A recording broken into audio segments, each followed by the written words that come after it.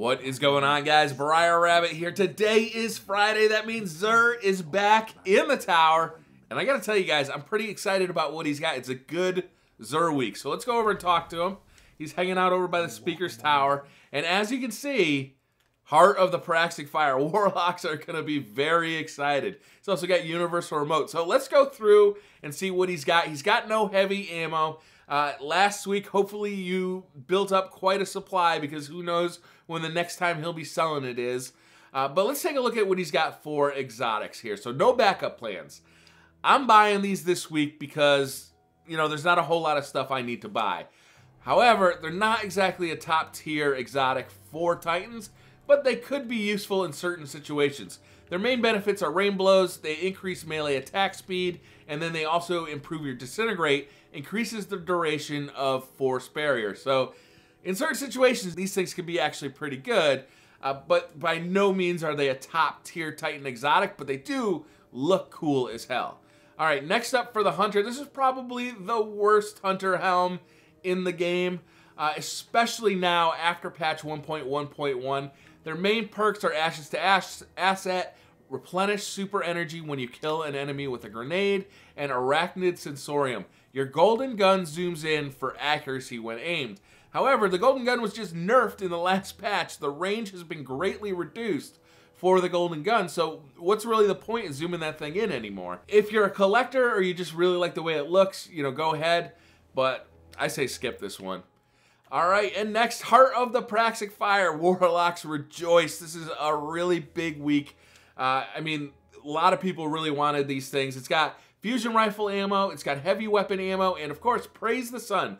Further decreases all ability cooldowns while Radiance is active. That is huge. Combine that with Bad Juju, and you're gonna be a beast, a beast. You know, you're gonna be just like chucking grenades all over the place. It's very, very cool. And it works with any of the grenades, you know, all of your cooldowns as a Sunsinger. So I think this is definitely a pickup. I'm picking it up. I can't wait to get started with it. Obviously, I prefer the Voidwalker over the Sunsinger. But when I'm using a Sunsinger, this is almost a no-brainer. Praise the Sun is an awesome, awesome perk. All right, next up, Universal Remote. Pre-patch, I probably would have said skip this. But now that all of the shotguns have been buffed inside PvE play, Universal Remote is now fun. I'm actually showing you some gameplay and be running around with a basically flat, unupgraded Universal Remote. It is actually really fun to use in PvE now. I highly recommend picking this up now. It's really fun because it gives you a bunch of options in your loadout. You can use this as a shotgun primary, and then something like a sniper rifle as your secondary, which is a much better combination than trying to do that with the sniper rifle as your primary, because your only option there is No Land Beyond. So I really like this, okay? It's not the best shotgun in the game, but it's not the worst either. So I'd recommend picking this up now. After the patch, I think the buff really makes it worth it for PvE. In PvP, it's definitely not one of the best shotguns out there, but if you want to do like a dual shotgun build in PvE, this is your Huckleberry. So I'd actually recommend getting this week.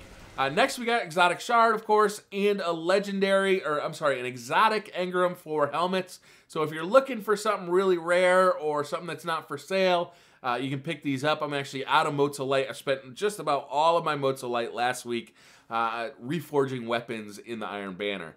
So let's take a look at the upgrades. We've got Achlyophage Symbiote and Mask of the Third Man for the Hunters. Upgrade both of these. These are both top tier helmets for your Hunter. For Titans, we've got an Insurmountable Skull Fort and Crest of Alpha Lupi. I would definitely upgrade an Insurmountable Skull Fort because you can replenish health when you pick up an orb, which is really valuable in Crota's End. Next, we've got Skull of Dire Ahamkara and Void Fang Vestments for the Warlock, and I basically upgrade both of these as well. If you can do so. The Skull of Dire Ahamkara, I would imagine that most people who have this have already upgraded it because it seems to be available every week for upgrade. And Void Fang Vestments is pretty much the same deal. For weapons, Bad Juju, definitely upgrade. Thorn, definitely upgrade. Invective, you could probably pass on this. There's not a whole lot of reason to use this shotgun over some of the better legendary shotguns.